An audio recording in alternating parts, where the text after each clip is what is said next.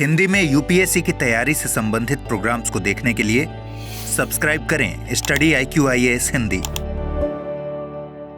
Hello दोस्तों, स्वागत है आप सबका स्टडी IQ-IAS हिंदी चैनल पे। और जिस समय हम ये वीडियो रिकॉर्ड कर रहे हैं उस समय तक 2024 के लोकसभा इलेक्शन के लगभग रिजल्ट्स क्लियर हो रहे हैं और जो रिजल्ट्स दिख रहे हैं उस हिसाब से नेशनल डेमोक्रेटिक अलायंस यानी कि एनडीए की जो सरकार है वो बनती दिख रही है और इंटरनल कोई बदलाव नहीं हुआ, कोई फेरबदल नहीं हुआ, तो निश्चित तौर पे ये सरकार बहुत जल्दी हमको सामने दिखेगी। लेकिन जो इस चुनाव की सबसे खास बात दिखी वो ये कि विपक्ष के रूप में एक अलायंस जिसे इंडिया अलायंस कहा जा रहा है, उन्होंने बहुत अच्छी चुनौती दी और एक अच्छी खासी सीट्स को वो भी ले आके आ रहे हैं। और इसीलिए आज का जो विषय है कि विपक्ष क्यों होना चाहिए मजबूत और लोकतंत्र में विपक्ष के क्या मायने हैं, इसको हम समझेंगे। इस दौरान हम भारत में जो मजबूत विपक्ष का इतिहास रहा उसको भी देखेंगे और हम देखेंगे कि कैसे इन विपक्षों ने या विपक्ष में पार्टियों ने लोकतंत्र को सही दिशा में आगे बढ़ाने में अपना योगदान दिया। तो शुरू करते हैं। देखिए, बात की जाए अगर भारत के संवैधानिक ढांचे की, तो विपक्षी दल या विपक्ष के नेता जैसा कोई प्रावधान आपको नहीं दिखता है। लेकिन 1977 आते आते आपको एक कॉन्सेप्ट दिखता है जहां पे नेता प्रतिपक्ष की बात होती है और उस व्यक्ति को नेता प्रतिपक्ष चुना जाता है जिनकी पार्टी जो सिंगल लार्जेस्ट पार्टी होती है सदन में। यह तो हम सबने पढ़ा हुआ था। लेकिन विगत कुछ वर्षों से या विगत कुछ चुनावों से देखा जा रहा था कि जो प्रतिपक्ष था, जो विपक्ष था, वो लगातार कमजोर होता जा रहा था। और अगर कमजोर नहीं कहे, एक बेटर वर्ड कहे, तो फ्रेगमेंट में दिख रहा था। ठीक है, हमें टुकड़ों में दिख रहा था, एक तरीके से एक साथ जुड़ के एकजुटता के साथ नहीं दिख रहा था। लेकिन इस चुनाव में जो रिजल्ट आए, जहां पे एक अलायंस एनडीए के अगेंस्ट खड़ा हुआ और ठीक ठाक सीट लेके आया, वहां से एक चीज तो दिख रही है, स्पष्ट दिख रही है कि विपक्ष शायद से विगत कुछ टर्म्स की अपेक्षा थोड़ा सा मजबूत रहे और लोकतंत्र में जो अपेक्षा की जाती है कि शक्ति संतुलन बना रहे। ठीक है, बहुत सारे ऐसे अमेंडमेंट्स होते हैं, बहुत सारे ऐसे सुधार होते हैं जिनमें विपक्ष की जो भूमिका होती है वो महत्वपूर्ण हो जाती है। ठीक है, बात की जाए थोड़े पहले की अगर, तो आपको पता है कि जब भारत आजाद हुआ उसके बाद से जो भूमि सुधार दिखे हमें, ठीक है, जो मजदूर वर्ग के अधिकारों की बात हुई, बेरोजगारी की बात हुई, खाद्यान्न और उनके वितरण की बात हुई, जाति मांगों की बात हुई, भाषाई अधिकारों की बात हुई, हमें विपक्ष मुखर रूप से सामने देखने को मिलता है।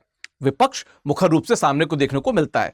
मैं अगर आपको बताऊं कुछ स्पेशल चीजें, तो 1967 में आप देखते हैं भारत में कि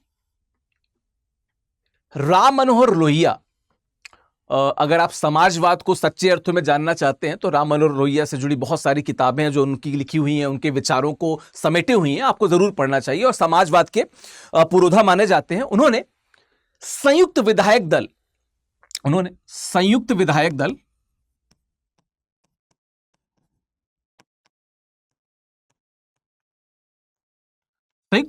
नाम से एक अनौपचारिक मोर्चा गठित किया और तत्कालीन कांग्रेस सरकार के सामने एक मजबूत विपक्ष का खाका प्रस्तुत किया।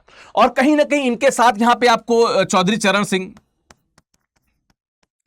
या नंबूदरी पाद जैसे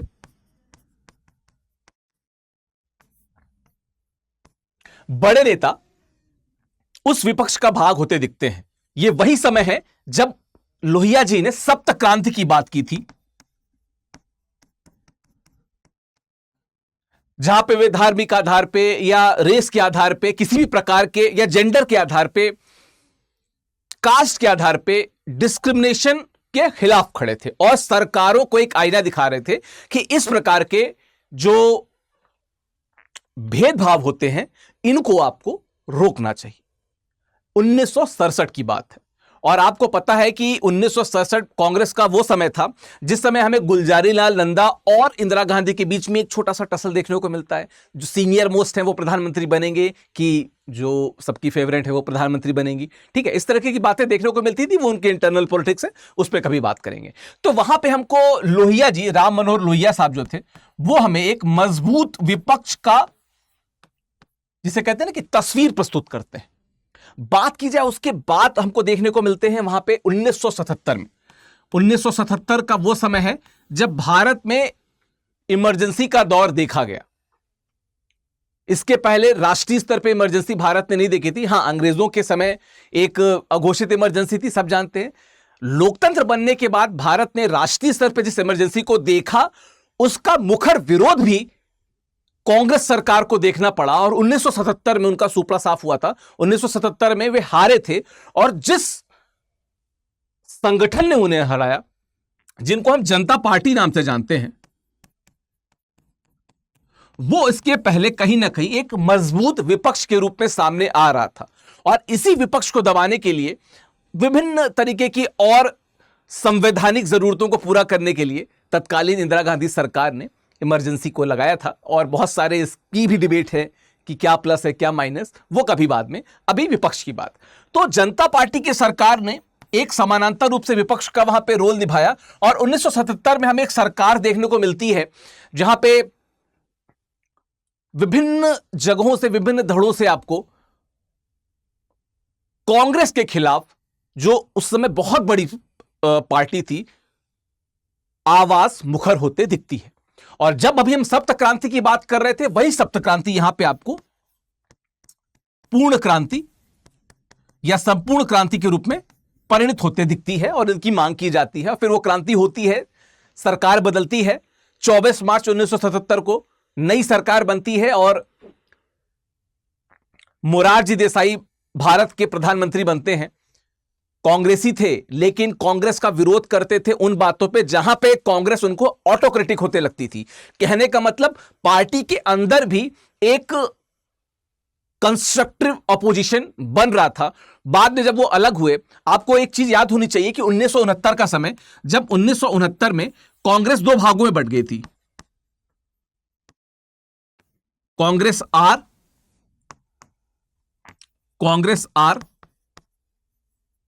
और कांग्रेस ओ, कांग्रेस रिक्विजिशन और कांग्रेस ऑर्गेनाइजेशन। इंदिरा गांधी कांग्रेस आर को लेकर अलग हो गई थी और जो कांग्रेस ओ के नेता थे, उनमें निश्चित तौर पे मोरारजी देसाई जैसे नेता शामिल थे। ये कांग्रेस के रूप में इंदिरा गांधी की कुछ गतिविधियों से सहमत नहीं थे, जो उन्हें लगता था कि लोकतंत्र के लिए सही नहीं है, वे अलग हो जाती हैं। और हमको यहां पे कांग्रेस ओ दिखती है। बाद में हमें जनता पार्टी की सरकार दिखती है, जो अगर मैं सही हूं तो लगभग 2 वर्ष कुछ माह ही चली। फिर पुनः कांग्रेस बहुत भारी मेजॉरिटी के साथ में आती है। फिर इंदिरा गांधी जी की हत्या होती है, उसका कहीं ना कहीं, जिसे कहते हैं ना कि लोगों का जो सपोर्ट फिर राजीव गांधी को मिलता है। फिर राजीव गांधी सरकार में आते हैं और फिर कहीं ना कहीं एक मजबूत सरकार कहीं कहीं पे विपक्ष द्वारा ऑटोक्रेटिक सरकार के रूप में देखी जाने लगती है। और 1989 में, 1989 में हमें पुनः एक गठबंधन देखने को मिलता है। ठीक है, हमें पुनः एक गठबंधन देखने को मिलता है, जहां पे जो अभी जनता पार्टी की हम बात कर रहे थे, उसके समानांतर हमको जनता दल का ऑपोजिशन देखने को मिलता है, जहां पे खुद राजीव गांधी के समय पे मंत्री रहे वीपी सिंह इसको लीड करते हैं, इस विपक्ष को लीड करते हैं। और वहां पे एक डिस्कशन था, कांग्रेस के बड़े नेता थे बहुगुणा जी और वीपी सिंह के बीच में, जहां वीपी सिंह कहते हैं कि मैं सीमेंट का काम करूंगा 2 ब्रिक्स को जोड़ने में। वहां पे बहुगुणा जी कहते हैं कि ब्रिक को ब्रिक से जोड़ने में सीमेंट काम आता है, ब्रिक को वुड से जोड़ने में, यानी कि ईंटे को लकड़ी से जोड़ने में सीमेंट काम नहीं आएगा, ऐसा वो बोलते हैं। तथापि उसके बाद भी हमको जनता दल की सरकार देखने को मिलती है और इस सरकार से जुड़ी बहुत सारी आपत्तियां भी आपने देखी होंगी। ठीक है, कश्मीर से लेके आरक्षण तक बहुत सारी ऐसी बातें जिनसे यह सरकार जुड़ती या मुड़ती प्रतीत होती है। लेकिन जो बात हमारे काम की है कि विपक्ष के रूप में हमें यहां पे जनता दल भी कहीं ना कहीं देखने को मिलती है। बाद में जनता दल टूट जाती है, जनता दल सेकुलर, जनता दल यूनाइटेड, बहुत सारे और भी फ्रैक्शंस हुए। फिर एक बार चुनाव होता है, फिर कांग्रेस सरकार में आती है, पीवी नरसिंह राव भारत के प्रधानमंत्री बनते हैं और फिर कुछ हलकों में विपक्ष को लगता है कि सरकार के सामने एक सशक्त ऑपोजिशन रहना चाहिए। और फिर वहां पे अगर मैं बात करूं, यह है 1996 की बात, 1996 की बात, जहां पे हमें अटल बिहारी वाजपेयी एक नेता के रूप में सशक्त रूप से उभरते हुए दिखते हैं। यद्यपि वो आजादी के जो दूसरा इलेक्शन था वहां से ही हमको एक मजबूत नेता के तौर पे दिख रहे थे और उनका कहीं ना कहीं जो रोल है वो लगातार मजबूत होता जा रहा था, तथापि सरकार का नेतृत्व करने की क्षमता के अगर संदर्भ में देखा जाए तो अटल बिहारी वाजपेयी 1996 में कुछ पार्टियों को साथ लेके, जैसे शिरोमणि अकाली दल और इस तरह की जो क्षेत्रीय पार्टी थी, उनको साथ में लेके एक अलायंस के साथ जुड़ते हैं जिसको उन्होंने यूनाइटेड फ्रंट नाम दिया, जिसका उन्होंने नाम दिया, संयुक्त रूप से देखा जाए तो बीजेपी प्लस यूनाइटेड फ्रंट जो था वो हमें देखने को मिलता है। लंबी सरकार ये नहीं चला पाते हैं, लंबी सरकार ये नहीं चला पाते हैं, बावजूद उसके हमें यह समझ में आया कि अगर अपोजिशन यानी कि विपक्ष एकत्रित हो जाए तो सरकार को सवाल करने लायक स्थिति में आ सकता है और सरकार का जो कॉन्फिडेंस होता है उसको वो चैलेंज कर सकता है। क्योंकि कई बार सरकारें मजबूत हो जाती हैं तो कब वो ऑटोक्रेटिक हो जाएं नहीं समझ में आता। कई बार सरकारों को आईना दिखाने के लिए मजबूत विपक्ष होना बहुत जरूरी हो जाता है। ठीक है, यही 1996 का जो यूनाइटेड फ्रंट था, 1998 में हमें एनडीए यानी कि नेशनल डेमोक्रेटिक अलायंस एनडीए के रूप में देखने को मिलता है और अटल बिहारी वाजपेयी अपनी सरकार बनाते हैं। ठीक है, कई तरीके की सरकार, 13 दिन की सरकार, 13 महीने की सरकार और फिर एक पूरी संपूर्ण सरकार देखने को मिलती है एक अलायंस के साथ में। लेकिन यहां पे एक बात और स्पष्ट हो जाती है कि अगर विपक्ष यूनाइटेड है, अपनी बातों पे काबू है, अपनी बातों पे वो अमल कर सकता है, तो वो सरकार को निश्चित तौर पे, चाहे वो पॉलिसी की बात हो, संविधान की बात हो, आईना दिखा सकता है, प्रश्न पूछ सकता है, जवाबदेही तय कर सकता है। ये चीजें हमें देखने को मिलती हैं। ठीक है, और ये तो हम उनकी बात किए, उन संगठनों की बात किए जो कांग्रेस के समानांतर विपक्ष के रूप में खड़े हुए कांग्रेस के सामने। लेकिन बात की जाए अगर भाजपा के सामने एक समानांतर विपक्ष के रूप में, तो 2004 का हमें चुनाव याद करना चाहिए। यूपीए यूनाइटेड प्रोग्रेसिव अलायंस जहां पे नजर में आता है और वो लोकसभा की कार्रवाई नजर में आती है जब कौन प्रधानमंत्री बनेगा इस पे बहुत रश होता है। सोनिया गांधी का भाषण होता है, मनमोहन सिंह का भाषण होता है, बड़ा ही भावुक सा माहौल एक देखने को मिलता है। भावुक इस सेंस में कह रहा हूं क्योंकि कांग्रेस के लोग बड़े भावुक थे कांग्रेस सोनिया गांधी को प्रधानमंत्री बनाने के लिए। तथापि वहां पे मनमोहन सिंह जी प्रधानमंत्री बनते हैं और प्रधानमंत्री के रूप में 2 टर्म वो पूरा करते हैं, 2 टर्म पूरा करते हैं। और फिर 2014 में हमें देखने को मिलती है प्रचंड भाजपा की लहर। और 2014 और 19 में हमने यह देखा कि भाजपा सिंगल लार्जेस्ट पार्टी के रूप में जितनी मजबूत हुई, विपक्ष उतना ही कमजोर और फ्रेगमेंटेड हुआ, विपक्ष उतना ही मजबूर और फ्रेगमेंटेड हुआ। और इसका असर किस पे पड़ता है? इसका असर पड़ता है हमारी नीतिगत व्यवस्थाओं पे, हमारी पॉलिसीज पे। अगर सरकार कुछ ऐसे निर्णय ले रही है जिससे उनके पक्षकारों का या उनसे जुड़ी पार्टीज का या उनसे जुड़े लोगों का हित हो रहा हो, देश का हित अगर कॉम्प्रोमाइज हो रहा हो, तो अगर तो विपक्ष मजबूत नहीं है तो इस पे बात नहीं हो पाएगी। तो अब जब ये ऐसा लग रहा है कि कहीं ना कहीं जो विपक्ष है वो एक मजबूत प्रतिद्वंदी के रूप में सामने दिख रहा है, जहां पे लगभग 100 के आसपास सीटें कांग्रेस के पास में, 38-37 के सीटें आसपास समाजवादी पार्टी के रूप में, ऐसे ही तृणमूल कांग्रेस के पास दिख रही हैं जो विपक्ष के रूप में यूनाइटेड है। तो कहीं ना कहीं एक बात की अश्योरिटी हो रही है कि विपक्ष बेहतर सवाल कर सकेगा और जवाबदेही को बेहतर कर सकेगा, जवाबदेही को बेहतर कर सकेगा। देखिए, अगर हम बात करें तो जो संसदीय जो विपक्ष है, ठीक है, वो लोकतंत्र के वास्तविक जो सार है ना, उसके संरक्षण की ओर लोगों की आकांक्षाओं व अपेक्षाओं के प्रकटीकरण में एक महत्वपूर्ण भूमिका निभाता है। बड़ी इंपॉर्टेंट डेफिनेशंस है, कई बार कई जगहों पे इसको कोट किया गया। विपक्ष क्या करता है? सरकार लोगों के हित में जिस प्रकार काम करती है, सरकार की उस क्रियाविधि को सुनिश्चित करता है और यह तय करता है कि सरकार अगर लोगों के हित यानी लोकहित की बात कर रही है तो वो लोकहित पे ही टिकी रहे, लोकहित पे ही टिकी रहे, उससे अदर वे अराउंड ना जाए। ठीक है, भारत में चाहे वो साधारण बिल हो, संविधान से जुड़े बिल हो, या वो हो मनी बिल हो, या हो फाइनेंस बिल, हर बिल में जो विपक्ष है उसकी भूमिका अस्तित्व में है। चलिए साधारण बिल को अगर हम अलग रख दें तो ऐसे बहुत सारे बिल हैं जो संवैधानिक प्रभाव रखते हैं, और अगर वहां पे हमारा विपक्ष कमजोर है तो यह बात 100% श्योर है कि सरकारें इस तरीके के संवैधानिक बिल को अपनी मेजॉरिटी से पास कराने की कोशिश करती आई हैं। हमने पूर्व में भी देखा और कई बार देखते रहे। कई बार उनकी मंशा बड़ी स्पष्ट होती है जो कि सकारात्मक होती है। हो सकता है कई बार उनकी इंटेंशन उतनी सकारात्मक न हो, और जब उनकी इंटेंशन मान लीजिए उतनी सकारात्मक ना हो, सापेक्ष रूप से सकारात्मक ना हो, वहां पे किसका रोल प्रमुख हो जाता है? वहां पे रोल प्रमुख हो जाता है विपक्षी पार्टी का। और उसी विपक्ष का मजबूत रूप हमें देखने को मिलेगा जब हमें विपक्ष मजबूत दिखने को मिलेगा, बटा हुआ नहीं दिखेगा, एकजुट दिखेगा।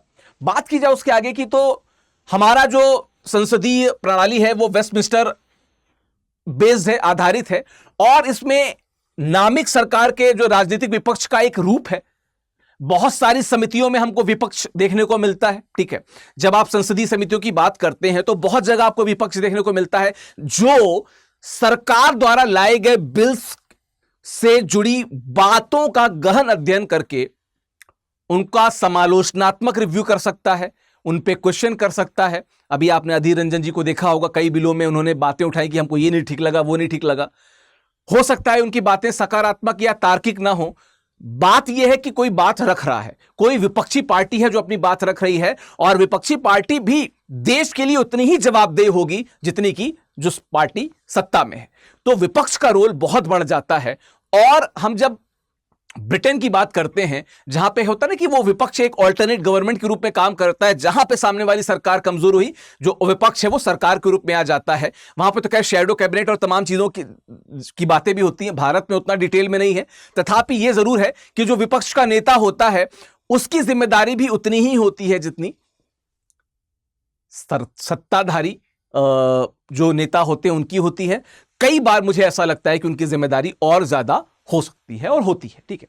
बात किया जाए तो सरकार के कामकाज की बात हो जाए, ठीक है, उस पर प्रतिक्रिया की बात हो जाए, उनसे सवाल करने की बात हो जाए, उनके निगरानी करने की बात हो जाए, ठीक है, सरकार के जो नीतिगत उपाय हैं और जो कानून हैं उन पे आलोचनात्मक दृष्टिकोण रखने की बात हो जाए, हमें विपक्षी पार्टियां अक्सर ये करते दिखाई देती हैं, जहां पे सकारात्मक लोकतांत्रिक भावना हमें देखने को मिलती है। हां, कई जगह पे मेलाफाइड रीजन, ठीक है, दो चीजें होती है कि होती है बोनाफाइड, एक होता है मेलाफाइड। जहां पे आपको बोनाफाइड देखने को मिलेगा वो समझ में आ जाता है। हमने मेलाफाइड इंटेंशंस भी देखे हैं। कई बार पार्टियों ने सिर्फ इस वजह से कि उनका जो पॉलिटिकल मोटिव है वो नहीं सक्सेसफुल हो पा रहा है, वो विरोध करते हैं ऐसे बिलों का। लेकिन कई बार ऐसी बातें भी होती हैं जहां पे हम लोकप्रियता के बजाय जनप्रियता पे ध्यान देते हैं।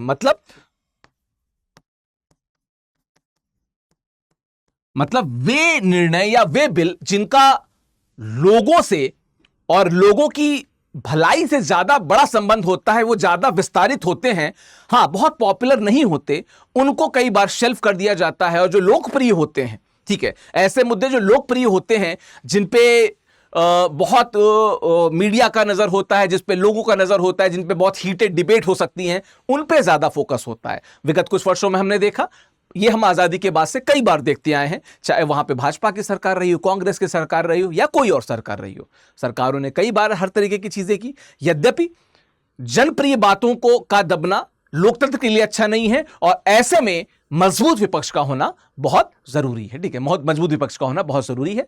हमने बात किया कि 1977 के बाद कैसे भारत में नेता प्रतिपक्ष की बात आई। पिछले 10 सालों में कहीं ना कहीं वो पद कमजोर होता दिखा, तथापि हमने वापस से एक रिसर्जेंस देखा जहां पे विपक्ष के रूप में एक संगठन मजबूती से सामने दिख रहा है। तो हम ये आशा करते हैं कि जो भारत का लोकतंत्र है वो इसी प्रकार मजबूती से आगे बढ़े, और जिसे कहते हैं ना कि विश्व के सबसे बड़े लोकतंत्र के सबसे बड़े चुनावों का जो रिजल्ट हो वो शक्ति के संतुलन को अधिष्ठित करे, और विश्व को यह बताने का प्रयास करे कि अगर जनता चाहे तो अपने हिसाब से बदलाव कर सकती है। और ये जो रिजल्ट्स हैं ये सत्ता और प्रतिपक्ष दोनों के लिए इस बात का सबूत है कि अगर आप मेहनत करेंगे या काम करेंगे तो रिकॉग्निशन मिलता है।